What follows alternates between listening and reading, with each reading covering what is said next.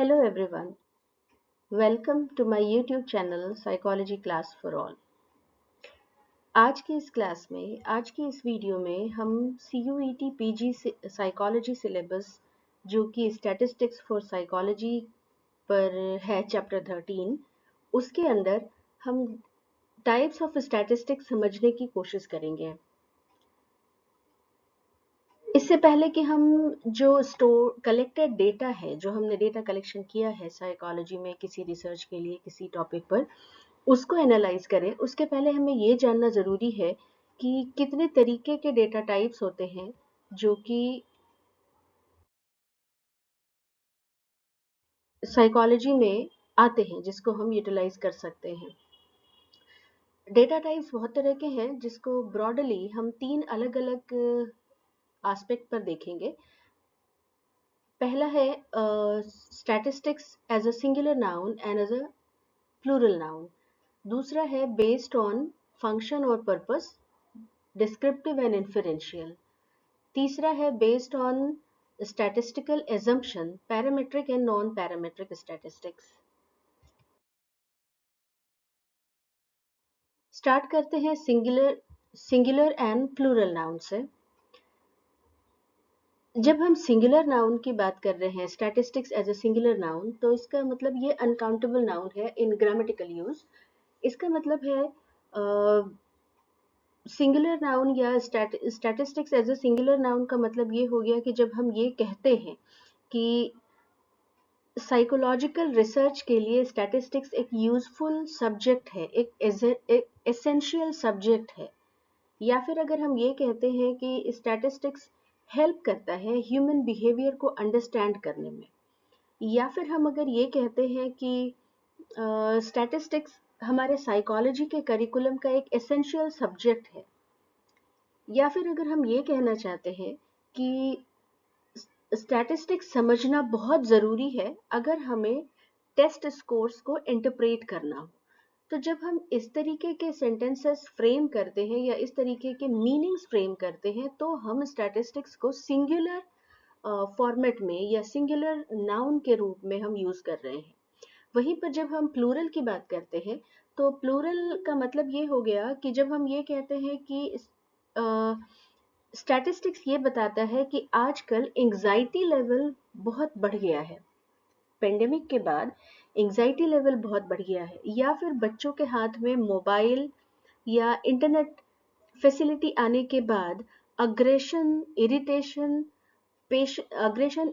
बढ़ गया है, वहीं पेशेंस लेवल बहुत कम हो गया है। तो जब हम इसकी बात करते हैं, तो इसका मतलब ये है कि हम किसी न किसी स्टैटिस्टिक्स या डेटा के बेस पर बात कर रहे हैं। मैंने कहा डेटा के बेस पर बात कर रहे हैं, इसका मतलब जब हम डेटा के रूप में स्टैटिस्टिक्स को यूज करते हैं, तो हम एक्चुअली स्टैटिस्टिक्स के प्लूरल नाउन की बात कर रहे हैं या काउंटेबल नाउन की बात कर रहे हैं। इसका मतलब ये हुआ कि स्टैटिस्टिक्स का वो हिस्सा जो एक्चुअल डेटा पॉइंट्स की बात करता है, जो आउटकम बेस्ड होता है, जो किसी न किसी तरीके के स्टैटिस्टिकल टूल को यूज करता है, लाइक मीन निकालना, परसेंटेज निकालना, रेट्स निकालना, तो हम प्लूरल नाउन की बात कर रहे हैं। अब इसको कंक्लूड करें तो सारा स्टैटिस्टिक्स जो है, जो एक पीस ऑफ डेटा है, वो जो पीस ऑफ डेटा है, यानी जो कलेक्ट करके हम लोगों से ला रहे हैं, या जो हम कलेक्ट करके ला रहे हैं, जो नंबर्स में आ रहा है, वो हम ये कहेंगे कि वो प्लूरल है। वहीं पर जो जिसके अंदर हम स्टडी कर रहे हैं, जो उसके बारे में अब एक्सप्लेन करेगा, जो उसके बारे में एक किसी मेथोडोलॉजी को यूटिलाइज करेगा, जो उसका एक डोमेन बनता है, उस पर्टिकुलर साइंस को या डोमेन को हम स्टैटिस्टिक्स कहेंगे सिंगुलर फॉर्म में। तो सिंगुलर फॉर्म में वो एज अ सब्जेक्ट है, प्लूरल फॉर्म में वो उसका उसका अप्लाई करने का तरीका है, हम ये समझ सकते हैं। दूसरा है बेस दूसरा है बेस्ड ऑन फंक्शंस और पर्पस। इसमें दो आते हैं, descriptive statistics and inferential statistics. Descriptive statistics वो फील्ड ऑफ स्टैटिस्टिक्स है जो कि रॉ डेटा को या कलेक्टेड डेटा को समराइज करता है, ऑर्गेनाइज करता है, या सिंप्लीफाई करता है किसी एक पर्टिकुलर फॉर्मेट में डालकर, जहाँ कि हम उसको डिस्प्ले करा सकते हैं एक मीनिंग ड्रॉ करने के लिए। जब हम डेटा कलेक्ट करते हैं तो वो एक रॉ डेटा होता है, एक स्कैटर्ड मैनर में होता है, किसी ऑर्डर में नहीं होता, तो उसका कोई एक मीनिंग ड्रॉ नहीं होता अनटिल एंड अनलेस उसे हम किसी एक पर्टिकुलर वे से ऑर्गेनाइज कर लें, समराइज कर लें। तो डिस्क्रिप्टिव स्टैटिस्टिक्स का मेन फंक्शंस ये होता है कि यहाँ हम डेटा को क्लियरली प्रेजेंट कर सकते हैं, चाहे न्यूमेरिकल मैनर में, मतलब टेबुलर फॉर्म में, या फिर उसको विजुअल फॉर्म में या ग्राफ्स बनाकर। डिस्क्रिप्टिव स्टैटिस्टिक्स से या इसके टूल से हमें पैटर्न पता चलता है, ट्रेंड पता चलता है, या एक एवरेज, एक सेंट्रल टेंडेंसी पता चलता है। तो इसका मेन जो एग्जाम्पल हो सकता है डिस्क्रिप्टिव स्टैटिस्टिक्स का या इसके टूल्स का, वो है मीन, मीडियन, मोड, एसडी, या स्टैंडर्ड डेविएशन, या ग्राफ्स या चार्ट्स। इसकी मदद से, डिस्क्रिप्टिव स्टैटिस्टिक्स की मदद से हम इजीली कंपैरिजन कर सकते हैं ग्रुप्स के बीच में या वेरिएबल्स के बीच में। अब इसको हम बात करें कि इसके मेजर टूल्स और टेक्निक्स क्या है, तो मेजर टूल्स और टेक्निक्स में आता है measures of central tendency, that is mean, median and mode. Measures of dispersion यानी स्टैंडर्ड डेविएशन, रेंज, वेरिएंस।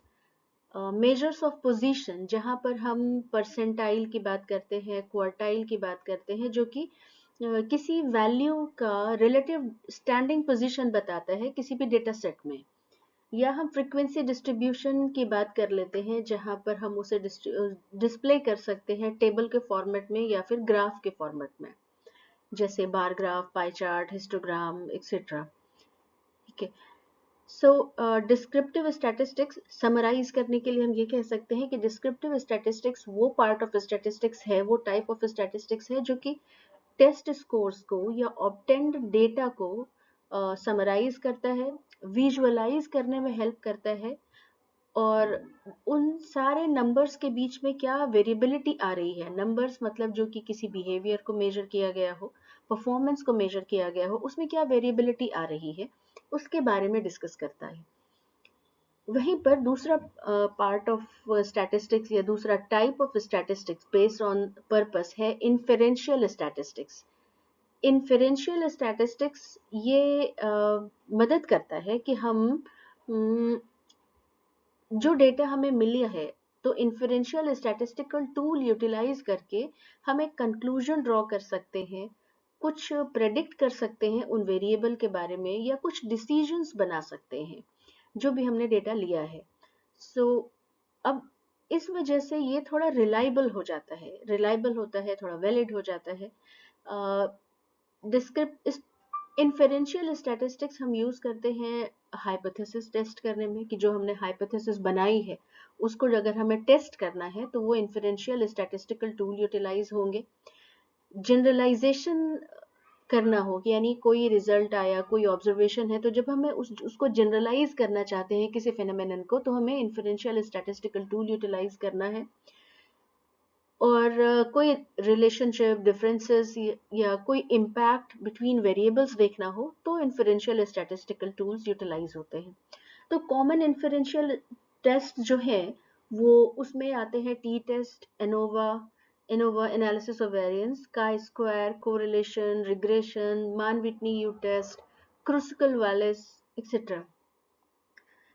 तो समराइज करने के लिए हम ये कह सकते हैं कि जहां पर डिस्क्रिप्टिव स्टैटिस्टिक्स हमें रॉ डेटा को ऑर्गेनाइज करने में और समराइज करने में हेल्प करता है, वहीं पर इन्फेरेंशियल स्टैटिस्टिक्स हमें प्रेडिक्शन बनाने में या फिर हाइपोथेसिस टेस्ट करने में हेल्प करता है, ताकि हम उसके बारे में कुछ कंक्लूजन ड्रॉ कर सकें।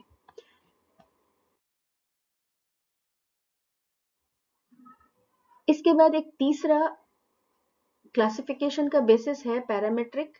बेसिस है स्टैटिस्टिकल एजम्पशंस, जिसके दो पार्ट हैं, पैरामेट्रिक और non parametric statistics.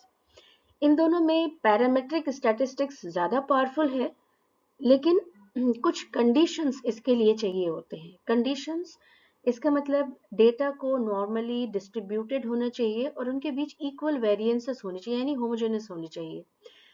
Example parametric statistics का एग्जाम्पल या टूल्स हम ये कह सकते हैं कि वो टी टेस्ट है, एनोवा है, पियर्सन्स कोरिलेशंस है।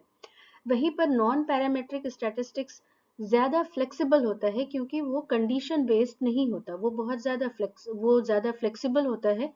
और जहाँ पर जब हम पैरामेट्रिक एजम्पशंस यूज़ करने के चांसेस या ऑप्शन नहीं हो हमारे पास, तो वहाँ पर हम नॉन पैरामेट्रिक स्टैटिस्टिक्स यूज़ कर सकते हैं।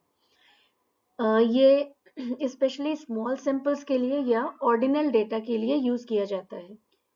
इसके एग्जाम्पल्स में काई स्क्वायर आता है, मान विटनी ड्यू टेस्ट हो सकता है और स्पीयरमैन कोरिलेशनशिप हो सकता है। अंडरस्टैंडिंग के लिए हम इस दोनों को एक बार फिर से समझ सकते हैं कि जब हमें नॉर्मली डिस्ट्रीब्यूटेड डेटा सेट से हमें मीन कंपेयर करना है कि दो डेटा सेट है जो नॉर्मली डिस्ट्रीब्यूटेड है, वहां से अगर हमें मीन कंपेयर करना है तो हम टी टेस्ट यूज कर सकते हैं। पर अगर हमें हमारा डेटा जो है वो स्क्यूड है या फिर ऑर्डिनल है, तो हम वहां पर मान विटनी यू टेस्ट यूज कर सकते हैं।